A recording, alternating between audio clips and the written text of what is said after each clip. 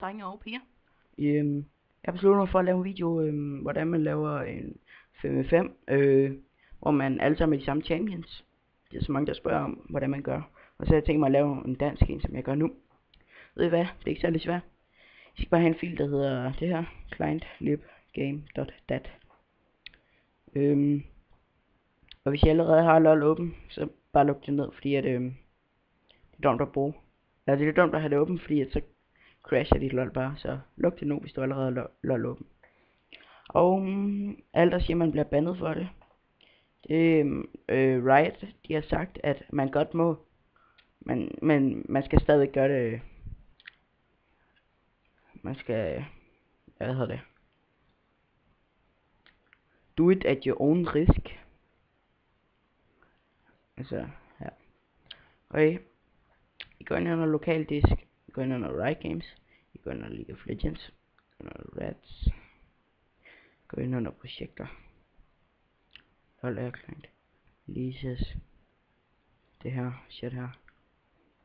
Deploy. Lib. Så dragger I jeres grimfil ind her. Boop. Så åbner I jeres League of Legends. Og jeg håber ikke, nu er det sikkert fyldt med shit, når det er, jeg skal logge ind, fordi det tager altid så fucking lang tid. Men hvis det er, det ikke tager lang tid, så ja. I går bare ind under Custom Game, Create Custom Game, vælg et navn til den, lige meget hvilken bane. Og så burde der meget gerne stå i siden sådan noget, for eksempel game, hvad hedder det, game type, burde der stå sådan noget, shit, noget der ikke plejer at stå der. For eksempel, der plejer normalt at stå normal mode, eller normal game, eller sådan noget.